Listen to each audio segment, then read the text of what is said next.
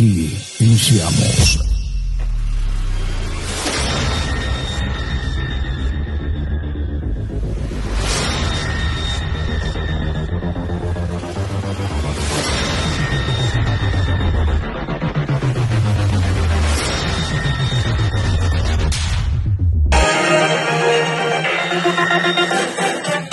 Ah, caray.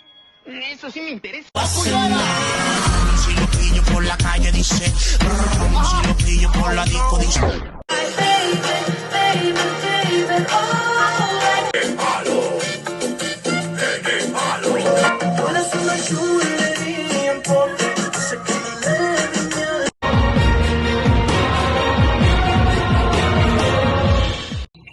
Bueno, empezaremos con la pregunta de ¿qué es el bosón de Higgs o campo de Higgs? Ahora les voy a presentar una imagen y de aquí les explicaré el tema. Bueno, empezaremos con la imagen. Aquí arriba la tenemos y aquí irá la explicación.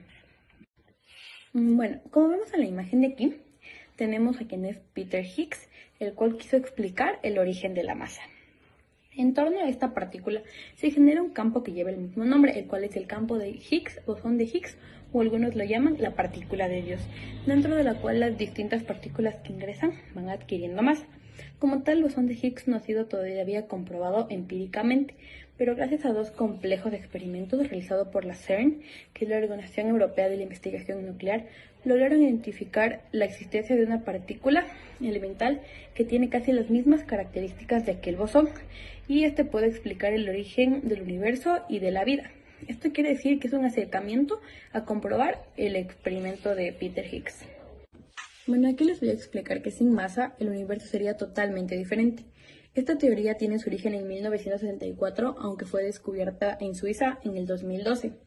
El bosón de Higgs o partícula de Higgs o campo de Higgs es una partícula que recoge la masa y gracias a esta la masa puede obtener su tamaño y su forma, es decir, permite la formación de los átomos que conforman a todo el universo, es decir, da la forma, por ejemplo, a esto, a un cuaderno o a cualquier cosa, es lo que le da la forma y el tamaño. Si un electrón no tuviera masa, no habría átomos, con lo cual no existiría la materia como la conocemos, por lo que tampoco habría química, biología y, es más, ni siquiera pudiéramos existir nosotros ni nada de lo que nos rodea.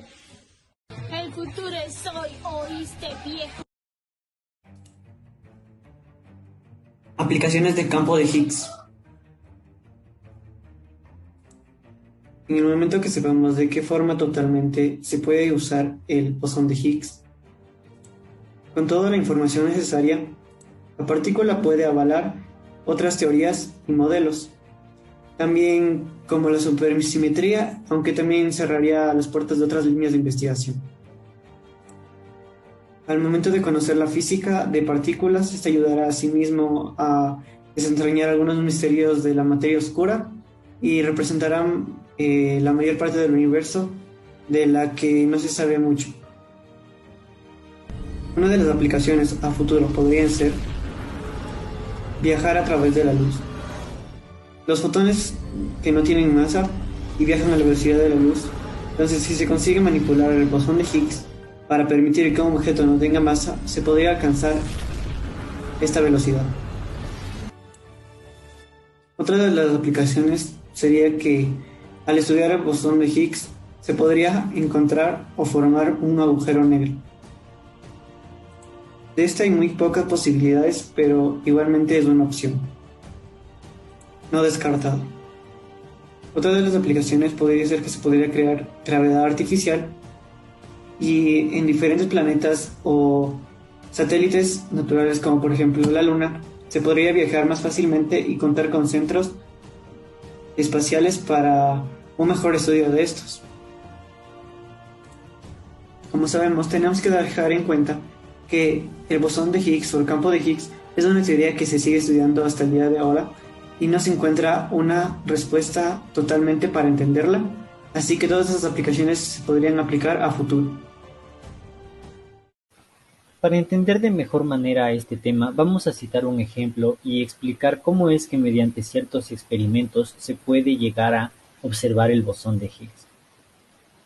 Ahora bien, ¿cómo funciona el campo de Higgs? Este se da mediante la interacción entre partículas y el bosón de Higgs.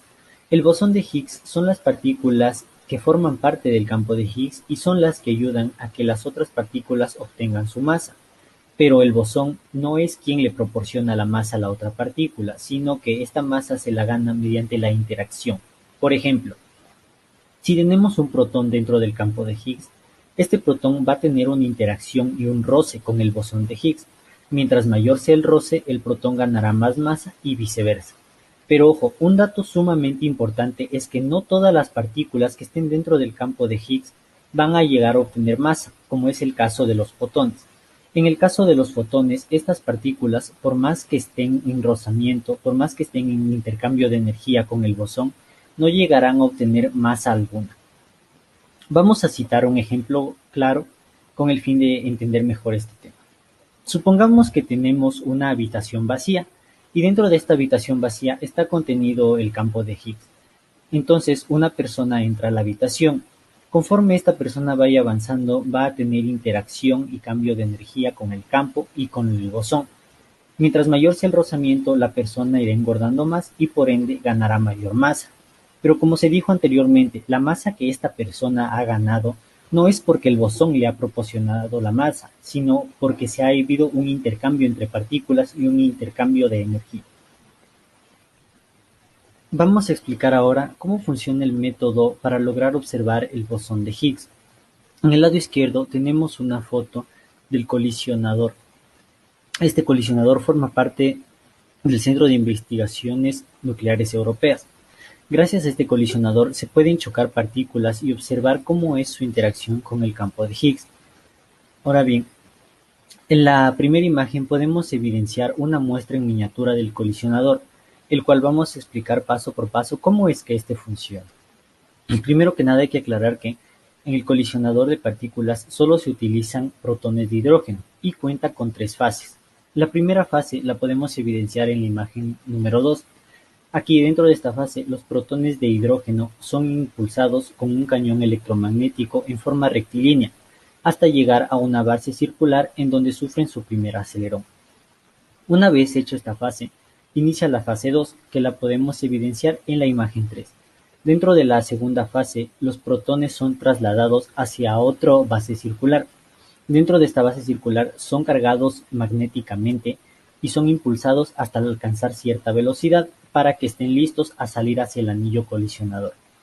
Una vez que los protones obtengan dicha velocidad, inicia la tercera y última fase. Esta fase la podemos evidenciar en la imagen número 4.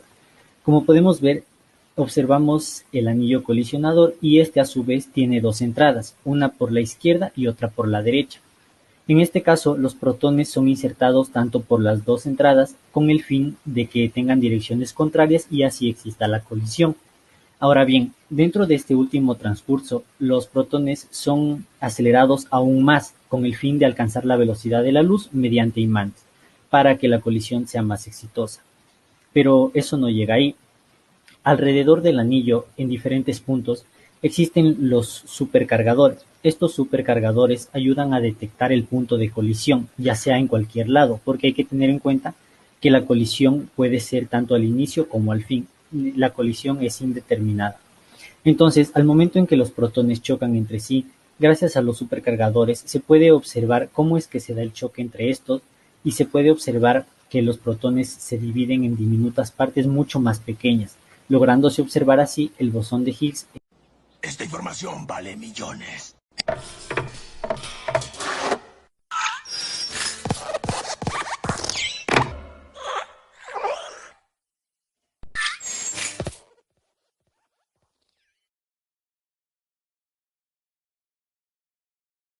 Creo que es muy obvio que sí. En ese momento, Cell sintió el verdadero terror.